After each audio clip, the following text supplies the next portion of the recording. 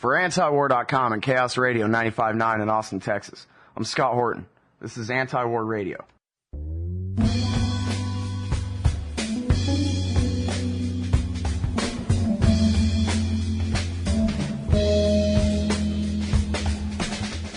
Right now I'm looking at news.antiwar.com. The headline is Haaretz reporter Blau, a fugitive felon, over leaks. Israel insists. The subheadline, Cam's lawyer urges Blau to return. But to what? You may be wondering what in the heck I am talking about. Well, here to explain is the guy who wrote it. Again, news.antiwar.com, our managing news editor, Jason Ditz. Welcome back to the show, Jason. How are you? I'm good, Scott. Thanks for having me. Okay, so what the hell is this? Well, it's a story that's kind of been developing for the last few weeks in Israel, although it hasn't really been covered until last Thursday because the military's been censoring it. But in December, they arrested this woman, Anat Kam, who's she's a reporter, but she was also a conscript in the Israeli military working in one of their intelligence offices, and she was able to get her hands on a whole bunch of classified data about war crimes that the Israeli military was committing and passed them on to Uri Blau, who's a reporter for Haaretz. Okay, and so now, why is Blau a fugitive felon? Well, it's not really clear why or how they can even make that claim because at the moment he's not charged with anything, at least that they've made public. He took these classified documents and apparently Shin Bet, the domestic Israeli spy agency, got wind of it and demanded that he turn them over, which he turned over apparently some but not all of them. And there was a sort of gentleman's agreement with Haaretz over how this was going to be handled, that he would be allowed to publish these articles that he's published over the last several years based on this intelligence, but that he would turn over all the documents when he was done, and that there would be no effort by Shin Bet to find out who his source was for the information, and there would be no action taken against him either. Well, now Haaretz is saying that Shin Bet has basically broken the agreement because they arrested his source, and they're demanding that he show up and submit to an interrogation, but so far he's not really charged with anything, and he's taken off to London and doesn't sound like he's coming back anytime soon. All right, so just to sum up, first of all, Cam, was it? Cam or Com, I'm not really sure how it's pronounced. Anyway, so she was a reporter and an intelligence agent. She worked for Haaretz? Well, she didn't work for Haaretz. She worked for another media outlet in Israel. Okay. But she served as a conscript. Everyone in Israel has to serve in the military for a while. Right. And she was basically a secretary while she was in the military. And what she stole here, they're calling Israel's Pentagon Papers. And now, for those who are youngsters in the Chaos audience, that was the secret history of the Vietnam War that Daniel Ellsberg stole and risking life in prison, and he knew it, copied and gave to Congress and to the New York Times and Washington Post, and ended up really having a lot to do with the end of the Vietnam War and, in fact, even the fall of Richard Nixon, as Nixon was impeached for sending the CIA to break into Ellsberg's psychiatrist's office in order to find blackmail information on him, et cetera, et cetera. So for them to call this the Israeli Pentagon Papers, that means that's a big deal. What is it about these documents that make them such a big deal, Jason? Well, the big thing, and the documents appear to cover a lot of different things, but the major story that has broken out of them is that the military has been deliberately defying an order by the Israeli High Court that said you're supposed to try to arrest political opponents when at all possible in the West Bank. If you want to bring them in, you're supposed to arrest them, not just assassinate them. Well, the military had a policy, apparently a long-standing policy since that order, of saying, oops, the arrest went bad, and the guy wound up dead, when they just basically would come in with guns a-blazing and kill him, and then say that they tried to arrest him but weren't able to. Okay, so you have judicial rulings on the rules of engagement by the IDF in their, that's the Israeli Defense Forces, in their occupation of the Palestinians in the West Bank. That's what we're talking about. And these papers purport to prove that, in fact, the rules of engagement were the real rules of engagement were in direct violation of these court rulings, right? Right. So no wonder they're upset. Well, right, but the odd thing is, every article about the Israeli military that's published in an Israeli paper or reported on Israeli radio or television has to be cleared through the military censor first. And all of these articles were published over the past few years, and the military cleared every single one of them, except for one that they asked not to be published and which wasn't published. So now they're coming back and saying that this was a grave threat to national security, that these reports were published about them basically breaking the law and violating this court order, but they were the ones that allowed these to be published in the first place. So what's the big deal? Well, it's not really clear why this suddenly became such a huge issue, except that Shin Bet had been investigating it all along and figured out who the leaker was, and then basically disappeared her into her own home. I mean, they put her under house arrest in December and told every single Israeli media outlet, you can't report this. You can't report that she's under arrest. And so it was basically a secret until late last month when Western media started to get wind of it and started to report on it. But in the Israeli media, they still weren't allowed to report on it until last Thursday when they finally lifted that order. I wonder how long before the Knesset votes to repeal our First Amendment. Or maybe that could just be an executive order by Netanyahu or something, you know? Well, it's amazing how much outrage there's been in the Knesset over this leak, too, and not at the sort of bumbling attempt to censor her arrest or anything like that, but the fact that Haaretz printed these reports that were okayed by the military censor, and you have MKs calling for Haaretz to be shut down for national security reasons, and you have people urging that that people who are patriotic Israelis cancel their subscriptions to the paper, and it's really become quite a mess. Yeah, very strange times over there. Tell me about this new scandal about some order about figuring some kind of legal loophole to call everyone in the West Bank deportable on an individual basis or something, some kind of plan to deport everybody? Well, yeah, it's their new rules for when they can deport somebody, which seem to have been designed so that they can deport everyone that's from the Gaza Strip that's living in the West Bank back to the Gaza Strip. I mean, that appears to have been the intention. But it's so vague, and some of the requirements for Palestinians to stay in the West Bank, even ones that were born in the West Bank, are incredible. They're demanding that every single Palestinian that lives in the West Bank have a specific permission from the military to stay there. And if they don't have that permission, they can basically be deported at any time. And the real kicker to this is the Israeli military doesn't appear to offer that permission in the first place. It doesn't seem like it's even possible to get a document from the Israeli military that would be considered sufficient permission to avoid this deportation. Well, so let me ask you this, though. What about General Dayton and his army?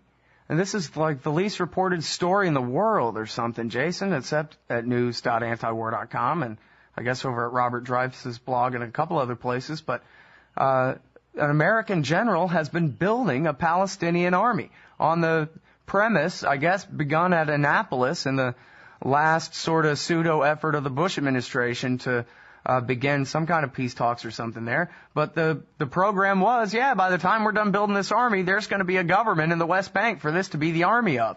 Otherwise, what has General Dayton just done except train and arm up a bunch of Palestinian future resistance fighters? Well, it does seem like that's all he's really done, because it doesn't seem like there's much chance that there's going to be a Palestinian state anytime soon. So, certainly the U.S. has had its favorites within the Fatah faction that it's supported and armed and trained over the years, and especially recently since Fatah has gotten more sort of international credibility as the only official voice of the Palestinians since they're split with Hamas. But as far as building a military for them, it seems like they put the cart before the horse and started building this military before they knew for sure that they were going to have a state for this military to be the military of. Yeah, well, and I guess the Bush people who began the policy just figured, oh, well, what do we care? It looks like we're doing something. But now, obviously anybody could have anticipated that, no, there's not going to be a Palestinian state until the Likud party says they want one, which means never. Right, well, everybody gives except for the very far-right settlers parties, everyone in Israel kind of gives lip service to the idea of a Palestinian state. But whenever it comes around to actually making it happen, there seem to be so many obstacles put in its place that I can't imagine that the Bush administration ever really thought this was something that was going to happen in any sort of timely fashion. Well, and it's such an important subject to me, the particular history of that, because, after September 11th, and this was always part of the infighting, Cheney and all them hated the way Colin Powell came in and acted like he was going to run the whole thing, and Cheney decided, no, I am, not you. And you had all that kind of faction fighting, and I guess they say the only battle that maybe two battles Colin Powell ever won was over the spy plane incident with the Chinese and whether or not to even take Iraq to the UN Security Council. But the story goes that right after September 11th, Colin Powell, who is himself a war criminal, I'm not trying to lionize the guy or anything, he told George Bush, look, man, now's our chance. You got all the political capital in the world. We got to force a settlement and resolve this Palestine issue, which is, guess what, at the source of a lot of our terrorism problem and resentment against us in the Middle East. And Bush, I guess, being the empty vessel he was, said, yeah, okay, that sounds reasonable to me. And then Tom DeLay came to the White House and said, I am here to speak on behalf of all the Christian Zionists in America. If you put the slightest bit of pressure on Ariel Sharon, we will all come after you. And, you will lose our support forever, whatever. And he knew that was the mistake his father made, losing the support of the Christian Zionists, and he didn't want to do it. And so the entire Powell theory that now's our chance to solve the Israeli-Palestinian issue was put on the back burner for another 7 years. And then, of course, they gave the most half-hearted effort at Annapolis. And, in fact, turned the whole thing over to Paul Wolfowitz and Richard Pearl.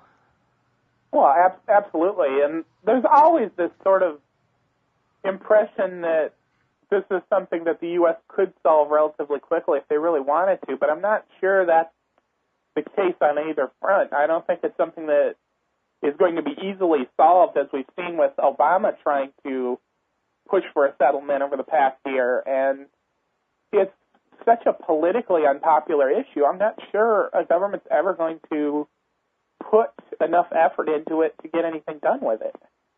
All right. Now, we've got a few minutes here left, so talk to me a little bit about Obama's new nuclear policy. And do I have it right that, for intents and purposes, he threatened to nuke Iran? Yeah, he threatened to nuke Iran and North Korea very explicitly. In fact, when it first came out that his new policy was going to exclude Iran and North Korea, it was sort of presented as this is a loophole that was kind of built in, and they were going to make some vague reference to noncompliance with the NPT as allowing them to make a nuclear first strike.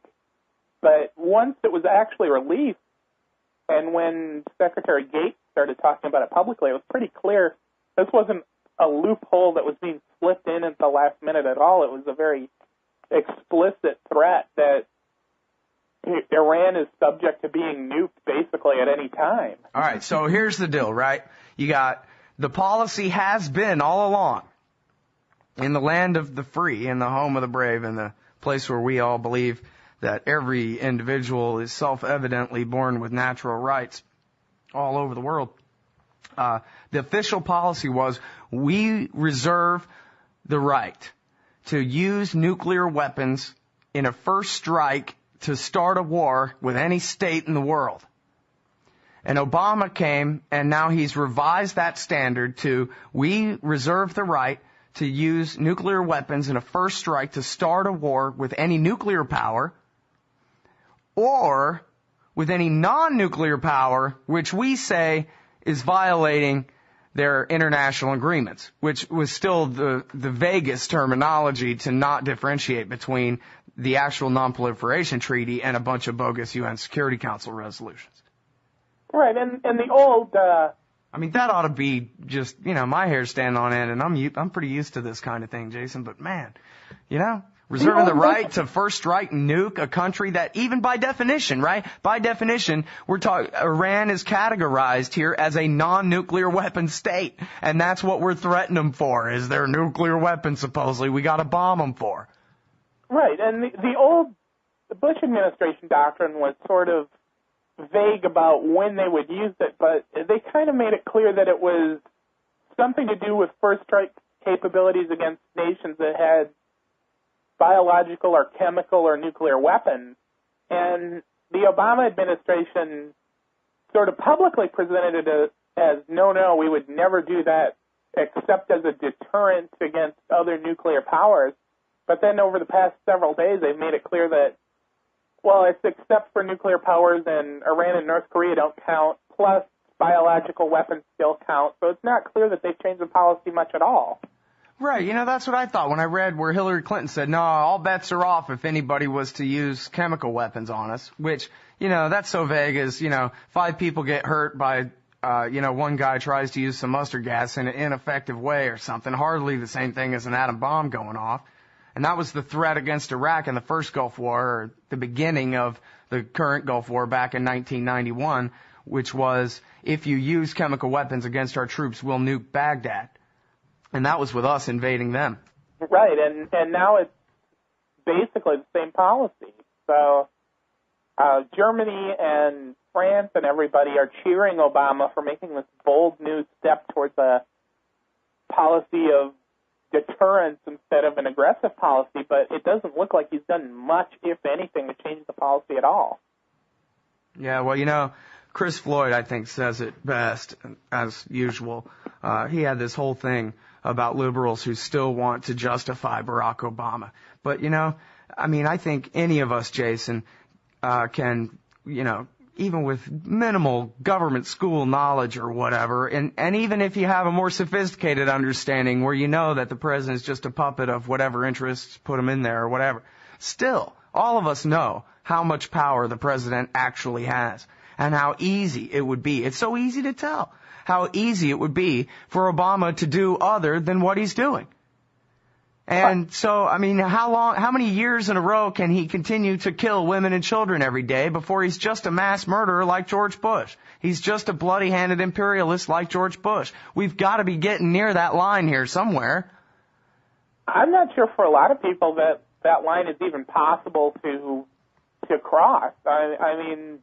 George Bush was the bad guy and Obama's the good guy, and the reality of the situation be damned. You can't compare the two. Yeah, well, and so it really does come down to, I hate admitting this too, but it's just, you can tell.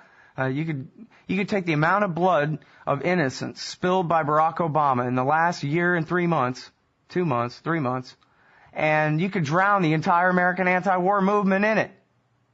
We ought to be way past that point. It really comes down to, I heard this, where I heard this more than anywhere else? We all heard this for years and years, but where I heard this more than anywhere else was in Crawford, Texas, where the defenders of George Bush during the Camp Casey thing when Cindy Sheehan was leading the protest up there, and the defenders of George Bush would say, or the defenders of the war, the defenders of all of it, would say, you just don't like George Bush. You just hate George Bush. And you know, my answer always was, of course I do. Look at all the terrible things he's doing. But, you know, it was the cause and then the effect, not the other way around. But you know what? It turns out that those jerks were right. And that really the vast majority of the anti-war movement, I guess they just believed that George Bush was from Texas or something, even though he's from Connecticut, even though he's George Bush's son. Somehow he was a right-wing redneck Texan who drove a truck, just like in the TV spot. And that's what they didn't like about him. Apparently the mass murder really wasn't the problem. Well, it certainly wasn't the problem when Bill Clinton was in office. I mean, he killed plenty of Iraqis in his own right, and people loved him. And there was very little protest about it. And still do. People still think the 1990s was peacetime. Oh, jeez. All right, well, now that we've broken everybody's spirit, I got to let you go because the show's over. Thanks, Jason. Okay, thanks. That, everybody, is the great Jason Ditz. He's our news editor at news.antiwar.com. Really great stuff. I mean, he is on top of all the most important news all day long, every day, kicking its ass for you there at news.antiwar.com at the top of the page.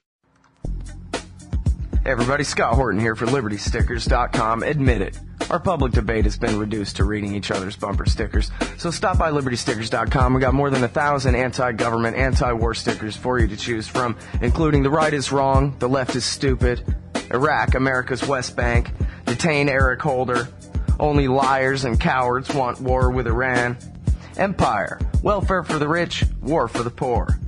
I wish I could go back in time to murder Woodrow Wilson. Old right, new left, unite against empire.